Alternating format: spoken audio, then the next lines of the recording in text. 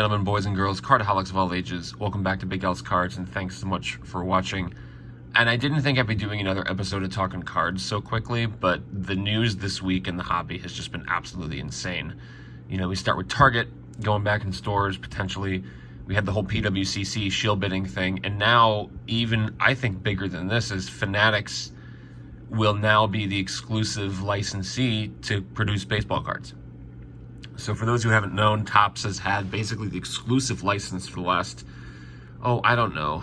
I think they stopped making Upper Deck Baseball officially licensed in like 2010. So for the last 11 years, and it continues until 2025 or 26, Topps is the exclusive home of baseball cards, like officially licensed with logos and team names and things like that. Panini has a Players Association license, which is why they can actually make cards, but you'll notice that's why it says like Toronto and not Blue Jays. So Topps has had the license forever, and Topps is most commonly associated with baseball cards. So to go online and find out yesterday that Fanatics is going to be producing cards, I'll be honest with you, I really didn't know that Fanatics was looking at making cards. I thought they were going to stick with that NFT nonsense, but now they're looking like they're going to do physical cards, and I'm really not sure. I'm really not sure how I feel about this. So Topps, as I mentioned, is synonymous with baseball cards. For 70 years now, they've been doing this, and the most iconic cards in history are Topps cards. 52 Mantle. You know, it doesn't get any more iconic than that, and yet there are so many other cards that people immediately know that's a Topps card. 2011 update Mike Trout. 2018 Acuna bat down. That's a Topps card. You know, it's tough to see this kind of thing happen because of the history of Topps.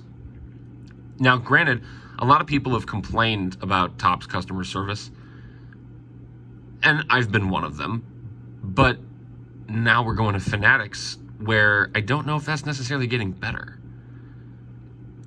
And there's so many questions that people are going to have, myself included. Like, you know, in 5 or 6 years when this actually takes place, what happens? Is Fanatics making their own cards? Are they just going to buy out Topps and Panini? Because it's not just baseball.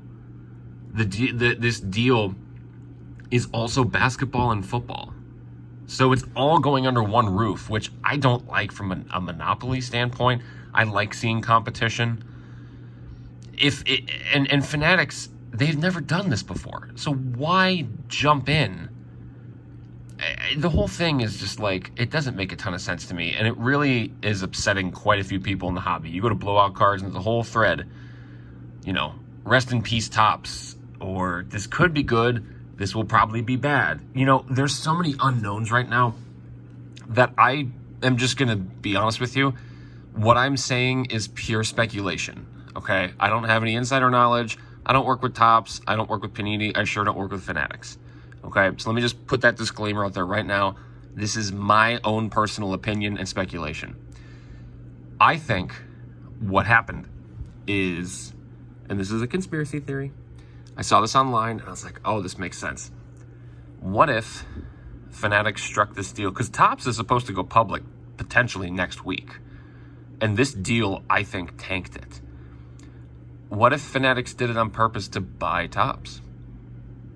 And then continued to use Topps branding, continued to use Topps designs, and everything like that. They just slapped the Fanatics logo on the back. And we just continue like nothing ever happened.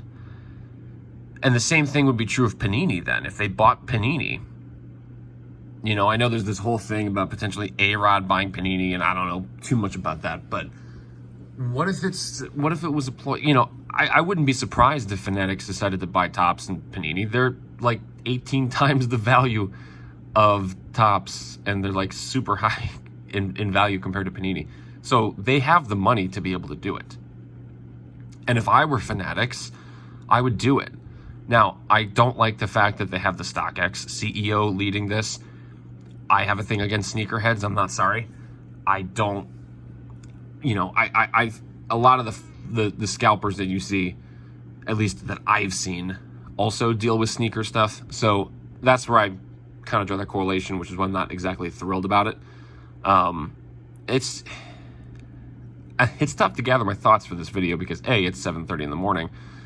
I have had 2 cups of coffee, but B, it's surprisingly emotional for a card collector. I've been collecting Topps cards since I was, 8 or 9 years old. And granted, there were some breaks, and I really got back into it with 2007 Topps, which really wasn't the best design to jump into. When I look back on it, I'm like, oh, I don't like that. 2008 was not much better. But then really in 2009, I was like, okay, I really, really like this design. And ever since then, like, I've been collecting. I've loved Topps cards. Like, yeah, they're not perfect. I've had quality control issues. I've had scratches on Bowman Chrome Autos and things like that. But it's something that, you can look back on, and many of you might agree, it's something that you can look back on when you were a kid, if you're older than me. I'm almost 30.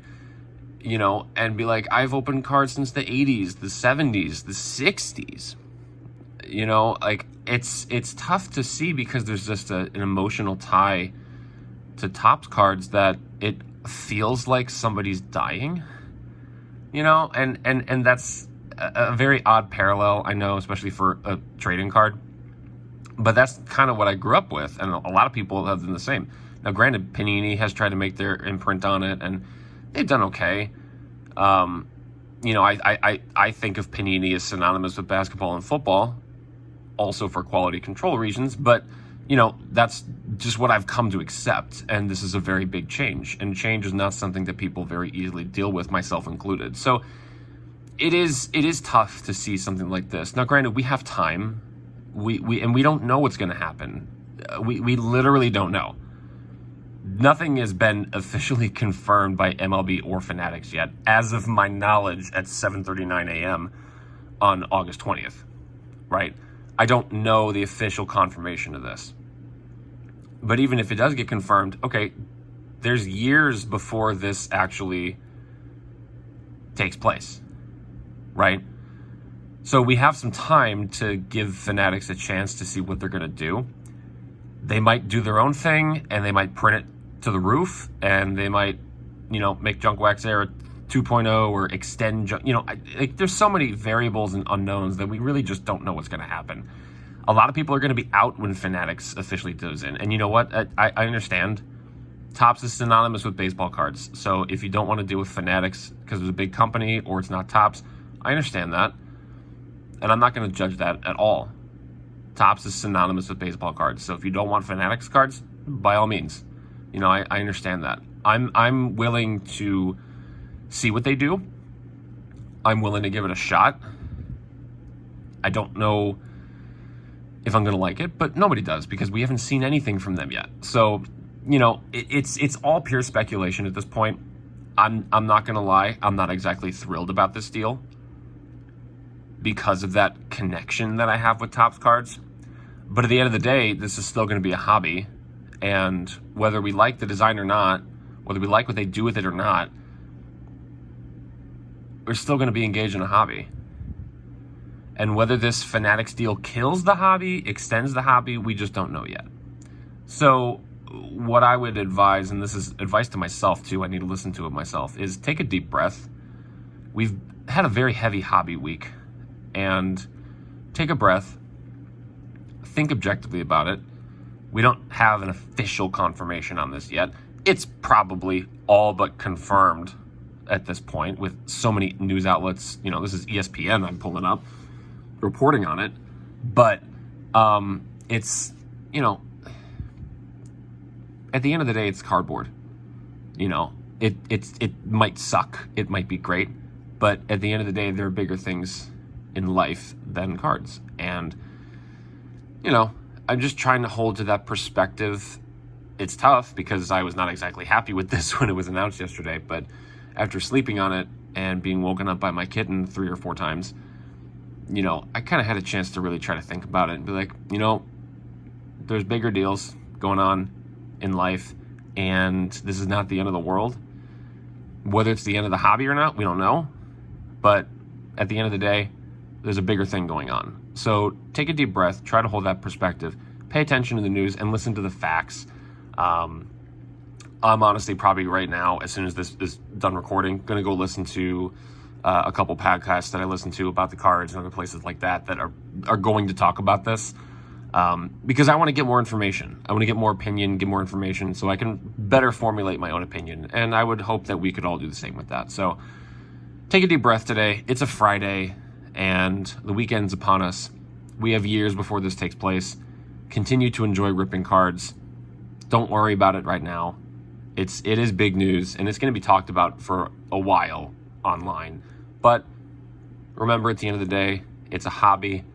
Whether you choose to enjoy it with changes is completely up to you.